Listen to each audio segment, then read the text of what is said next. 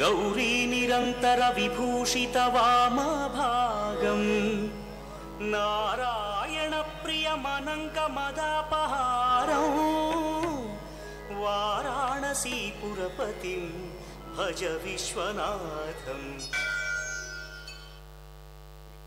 श्री कल्मेश्वरा नानंबि बंदे करुणिसि कायो नन्नप्प स्वामिये करुणिसि कायो नन्नप्प देवने श्री कल्मेश्वरा नानंबि बंदे श्री कल्मेश्वरा नानंबि बंदे करुणिसि कायो नन्नप्प स्वामिये करुणिसि कायो नन्नप्प देवरे श्री कल्मेश्वरा नानंबि बंदे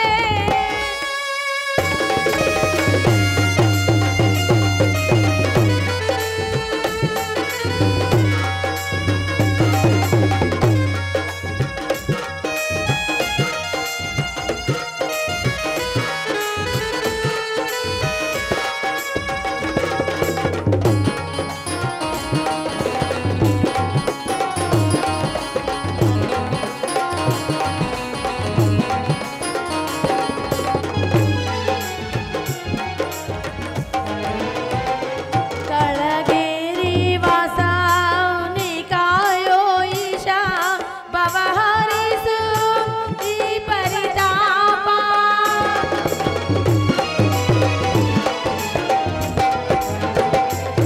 कळगेरी वासा निकायो ईशा भवहरिसु ई परितापा दुष्टर रक्षिसु शिष्टर रक्षिसु उमा महेश्वरने मंगल मूर्ति ओ देवने ओ तत्निन करुणे ओ तत्निन करुणे ओ देवनिन करुणे श्री कल्मेश्वरा नानंबि बंदे श्री कल्मेश्वरा नानंबि बंदे करुणिसि कायो नन्नप्प स्वामिये करुणिसि कायो नन्नप्प देवने श्री कल्मेश्वरा नानंबि बंदे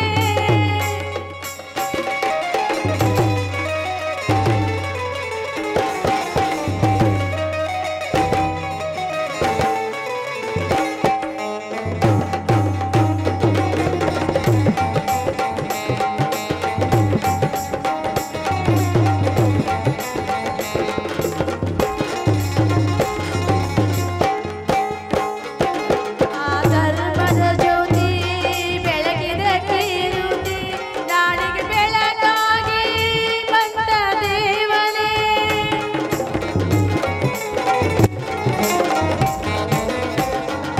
ಆ ಧರ್ಮದ ಜ್ಯೋತಿ ಬೆಳಗಿದ ಕೈರುತಿ ನಾಡಿಗೆ ಬೆಳಗಾಗಿ ಬಂದ ದೇವನೇ ದುಷ್ಟರ ಶಿಕ್ಷಿಸು ಶಿಷ್ಟರ ರಕ್ಷಿಸು ಉಮಾ ಮಹೇಶ್ವರನೇ ಮಂಗಳ ಮೂರ್ತಿ ಓ ದೇವನೇ ಓ ದೇವನಿನ ಕರುಣೆ ಓ ದೇವನಿನ ಕರುಣೆ ಓ ದೇವನಿನ ಕರುಣೆ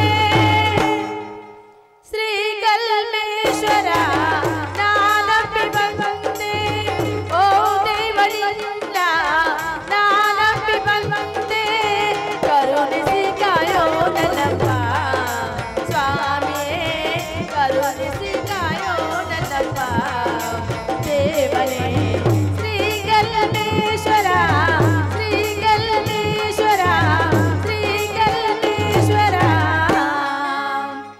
नानंबि बंदे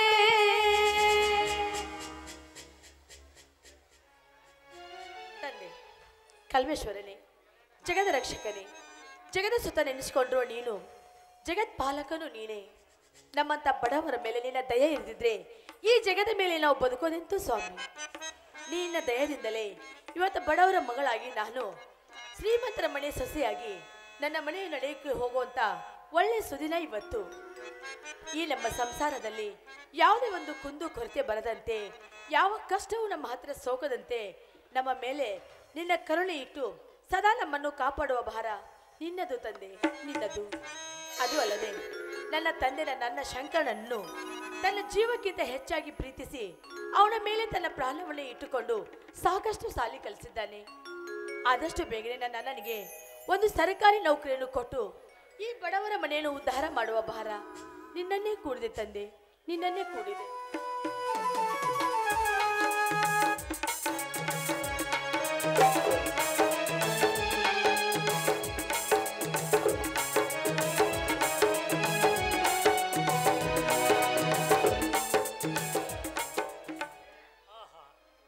ಎಷ್ಟೊಂದು ಭಕ್ತಿ ಭಾವಪೂರಿತಳಾಗಿ ಬೇಡಿಕೊಳ್ಳುತ್ತಿರುವಳಲ್ಲ. ಜಗತ್ಪಾಲಕ ನೆನೆಸಿಕೊಂಡ ಕಲ್ಮೇಶ್ವರನಿಗೆ ನನ್ನ ಮಗಳು. ಮಗಳೇ, ಶಿವನ ರೂಪವನ್ನೇ ಧರಿಸಿ ಧರೆಗೆ ಬಂದ ಪರಮದಯಾಳು ಶರಣರ ಪೂಜೆ ಮುಗೀತೇನಮ್ಮ? ಅಪ್ಪ, ಈ ತಾನೇ ಆ ತಂದೆ ಶರಣ ಬಸವೇಶ್ವರನ ಪೂಜೆ ಮುಗಿಸ್ಕೊಂಡು ನಿಂತಿದ್ದೆ. ಪೂಜೆ ಎಲ್ಲ ಮುಗೀತು. ತೆಗೆದುಕೊಪ್ಪ, ದೇವಪ್ರಸಾದವನ್ನು ತೆಗೆದುಕೊಂಡು ಈ ನಿಮ್ಮ ಮಗಳಿಗೆ ದೀರ್ಘ ಸುಮಂಗಲಿ ಭವ ಅಂತ ಆಶೀರ್ವಾದ ಮಾಡಪ್ಪ.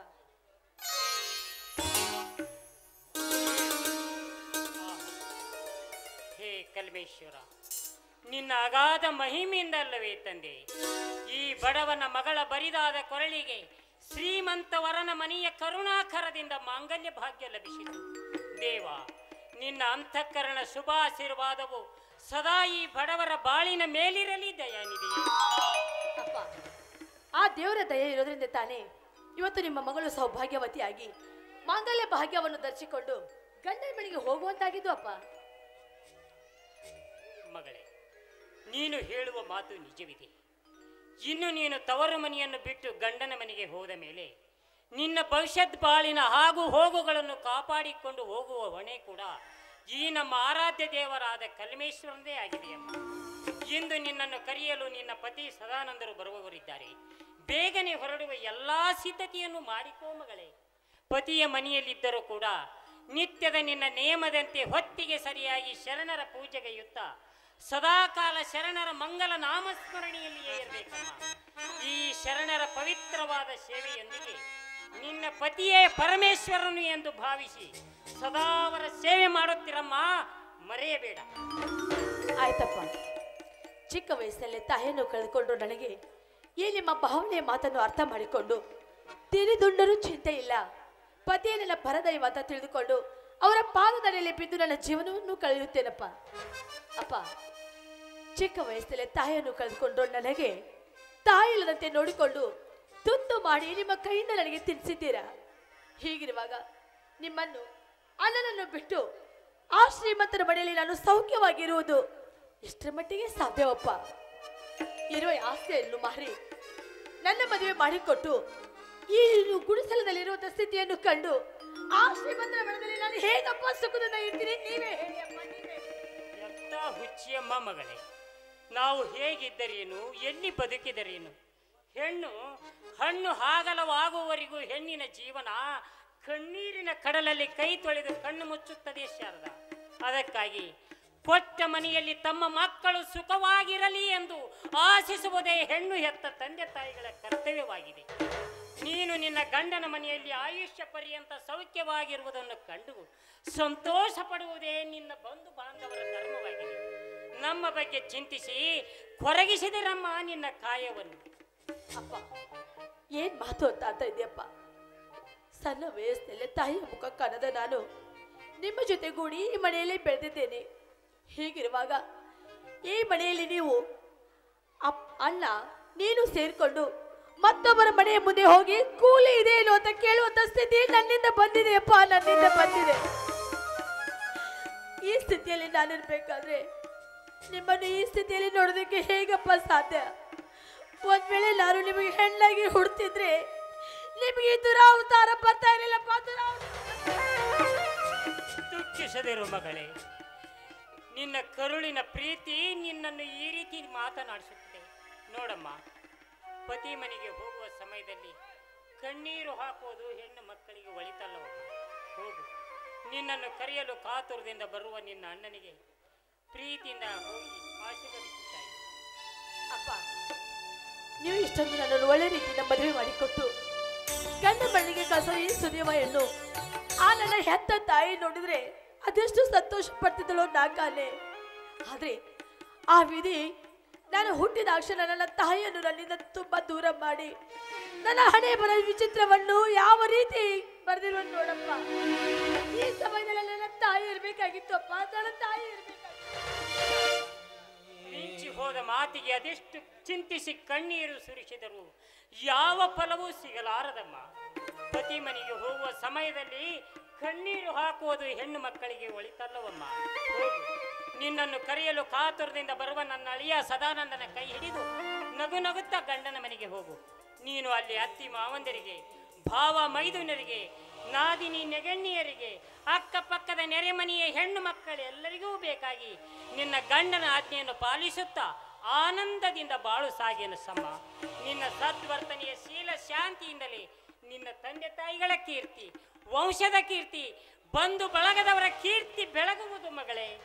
ಆಯ್ತಪ್ಪ, ಈ ನಿಮ್ಮ ಹಿತೋಪದೇಶದ ಮಾತುಗಳನ್ನು ನಾನು ಸ್ಥಿರಸಾವಹಿಸಿ ಪಾಲಿಸುತ್ತೇನೆ.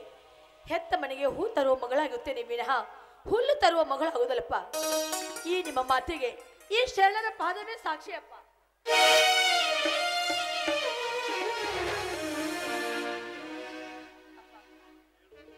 ಏಳು ಮಗಳೇ, ಶ್ರೀ ಶರಣರ ಕೃಪೆಯಿಂದ ಸದಾ ಸುಖವಾಗಿ ಬಾಳು. ನಿನ್ನ ಅಣ್ಣ ಶಂಕರನು ಬರುವ ಹೊತ್ತಾಯಿತು. ಬೇಗನೆ ಅಡಿಗೆ ಸಿದ್ಧತೆಯನ್ನು ಮಾಡು ನಡೆ ಮಗಳೇ. ಅಡಿಗೆ ಎಲ್ಲ ಸಿದ್ಧತೆ ಮಾಡಿದ್ದೇನಪ್ಪ. ಇನ್ನೇನು ಅನ್ನ ಬರ್ಬಿಟ್ರೆ ಇಬ್ರು ಒಟ್ಟಿಗೆ ಸೇರಿ ಊಟ ಮಾಡಿದ್ರೆ ಯಾವ ಕಾಣಿಕೆ ನೀಡಲಿ ಮಗಳೇ ಓ ಎನ್ನ ಕಂದನೇ, ಯಾವ ಕಾಣಿಕೆ ನೀಡಲಿ ಮಗಳೇ ಓ ಎನ್ನ ಕಂದನೇ.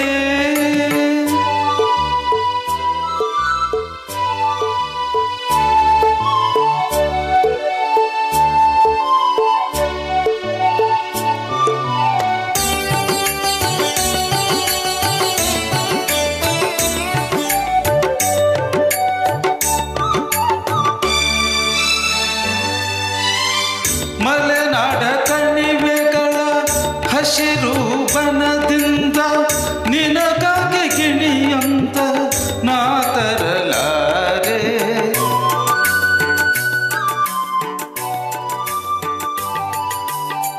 ಮಲೆನಾಡ ಕಣಿವೆಗಳ ಹಸಿರು ಬನದಿಂದ ನಿನಗಾಗಿ ಗಿಣಿಯಂತ ನಾ ತರಲಾರೆ. ಸಾಗರದ ಅಲೆಗಳಲ್ಲಿ ಉಯ್ಯಾಲೆಯಾಡಿರುವ, ಸಾಗರದ ಅಲೆಗಳಲ್ಲಿ ಉಯ್ಯಾಲೆಯಾಡಿರುವ ಹಂಸನಾದವ ನಾ ತರಲಾರೆ. ಯಾವ ಕಾಣಿಕೆ ನೀಡಲಿ ಮಗಳೇ ಓ ಎನ್ನ ಕಂದನೇ.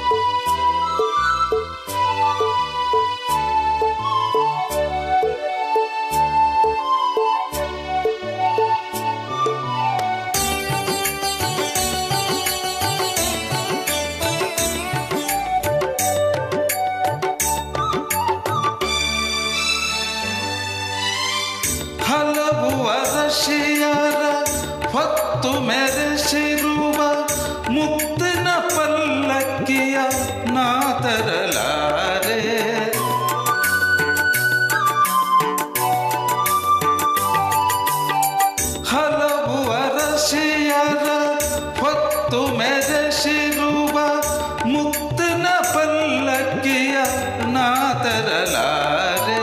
ಮಣ್ಣಿನಲ್ಲಿ ನೀರಿನಲ್ಲಿ ಬದುಕನೇಗಿಟ್ಟಿರುವ ಮಣ್ಣಿನಲ್ಲಿ ನೀರಿನಲ್ಲಿ ಬದುಕನೇಗಿಟ್ಟಿರುವ ಸೂರ್ಯ ಚಂದ್ರರ ನಾ ತರಲಾರೆ. ಯಾವ ಕಾಣಿಕೆ ನೀಡಲಿ ಮಗಳೇ ಓ ಎನ್ನ ಕಂದನೇ. ಯಾವ ಕಾಣಿಕೆ ನೀಡಲಿ ನಿನಗೆ ಓ ಎನ್ನ ಕಂದನೇ. ನಿನ್ನ ಅಣ್ಣ ಶಂಕರನು ಬರುವ ಹೊತ್ತಾಯಿತು, ಬೇಗನೆ ಅಡಿಗೆ ಸಿದ್ಧತೆ ಮಾಡಬೇಕು. ಅಪ್ಪ, ಅಣ್ಣ ಬರೋದಷ್ಟೇ ತಡ. ಅಡಿಗೆ ಎಲ್ಲ ರೆಡಿ ಮಾಡಿದ್ದೇನೆ. ಇಬ್ರು ಒಟ್ಟಿಗೆ ಸೇರಿ ಊಟ ಮಾಡುವಿರಂತೆ.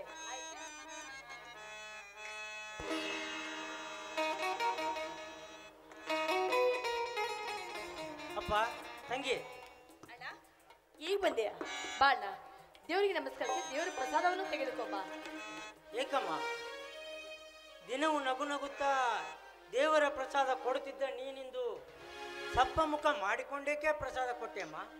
ತಂಗಿ ಶಾರದಾ, ಹೇಳಮ್ಮ, ನಿನ್ನ ಮುಖವೇಕೆ ಮೌನವಾಗಿದೆ? ಅಯ್ಯೋ, ಹಾಗೇನು ಇಲ್ಲಣ್ಣ, ಮೊದಲು ಪ್ರಸಾದ ತೆಗೆದುಕೋ. ಅಪ್ಪ, ಇಂದೇಕೋ ತಂಗಿಯ ಮುಖ ಮೌನವಾಗಿದೆಯಲ್ಲ, ಅದೇಕೆ? ಮತ್ತೇನಿಲ್ಲ ಶಂಕರ, ನಿನ್ನ ತಂಗಿಯನ್ನು ಕರೆಯಲು ನಿನ್ನ ಮಾವ ಸದಾನಂದರು ಬರುತ್ತೇನೆಂದು ಪತ್ರ ಬರೆದಿದ್ದಾರೆ. ಅದಕ್ಕಾಗಿ ನಿನ್ನ ತಂಗಿಯ ಮುಖ ಮೌನವಾಗಿದೆ. ಹೌದೇನಮ್ಮ ತಂಗಿ? ಹೊಸದಾಗಿ ಗಂಡನ ಮನೆಗೆ ನಡೆದು ಹೋಗುವ ನಾರಿಯರ ಕಣ್ಣಲ್ಲಿ ನೀರು ಬರುವುದು ಸಹಜ. ಹುಟ್ಟಿ ಬೆಳೆದ ಮನೆಯನ್ನು ಬಿಟ್ಟು ಪರರ ಮನೆಗೆ ಕಾಲಿಟ್ಟು ಬಾಳು ಸಾಗಿಸಬೇಕಲ್ಲವೇ ಎಂದು ಹೆಣ್ಣಿನ ಕೋಮಲ ಹೃದಯ ನಡಿಗೆ ಕಣ್ಣಲ್ಲಿ ನೀರು ಬರುವುದುಂಟು. ಕಣ್ಣಲ್ಲಿ ಬಂದ ನೀರನ್ನು ಹೃದಯಕ್ಕೆ ಬತ್ತಿಸಿ ಹರುಷವನ್ನು ತಂದುಕೊಂಡು ಹೆತ್ತವರ ಹೆಸರು ತರುವುದಕ್ಕೋಸ್ಕರ ನೀನಿಂದು ಗಂಡನ ಮನೆಗೆ ನಗು ನಗುತ್ತಾ ಹೋಗಬೇಕಮ್ಮ. ತಂಗಿ ತಂಗಿ ಹೊಸದಾಗಿ ಗಂಡನ ಮನೆಗೆ ಹೊಸ ಸೀರೆಯನ್ನು ಉಟ್ಟುಕೊಂಡು ಹೋಗಲಿ ಎಂದು ಭಾವಿಸಿ ನಿನ್ನ ಬಡ ಅಣ್ಣ ನಿನಗಾಗಿ ಸೀರೆಯನ್ನು ತಂದಿದ್ದಾನಮ್ಮ, ತೆಗೆದುಕೋ. ಅಣ್ಣ, ನಿನಗಿರೋ ಈ ಕಷ್ಟದಲ್ಲಿ ಮತ್ತ್ಯಾಕಣ್ಣ ಸೀರೆ ತರೋದಕ್ಕೆ ಹೋಗಿದೆ? ಮೊನ್ನೆ ತಾನೇ ಹೊಸ ಸೀರೆಯನ್ನು ತಂದಿದ್ದೆ ಅಲ್ಲ, ಅದನ್ನೇ ಉಟ್ಕೊಂಡು ಹೋಗ್ತಾ ಇದ್ದೆ. ಹೋಗಲಿ ಬಿಡಮ್ಮ ತಂಗಿ.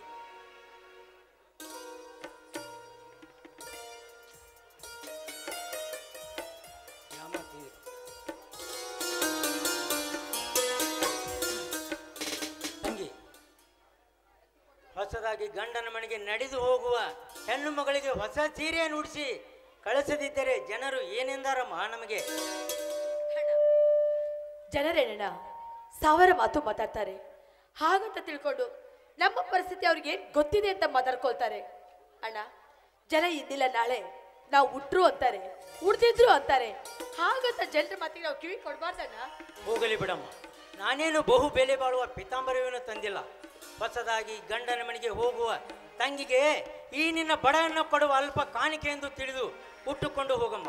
ನಡೆಯಮ್ಮ, ಅಪ್ಪನು ಹಸಿದಿರಬಹುದು, ನನಗೂ ಹಸಿವಾಗಿದೆ, ಊಟಕ್ಕೆ ಬಡಿಸು. ನಡೆಯಮ್ಮ. ಬಾಣ, ನಿನಗೋಸ್ಕರ ಅಪ್ಪ ಊಟ ಮಾಡದೆ ಹಾಗೆ ಕಾಯ್ತಾ ಕುಳಿತಿದ್ರು. ಇಬ್ರು ಸೇರಿ ಒಟ್ಟಿಗೆ ಊಟ ಮಾಡೋರು.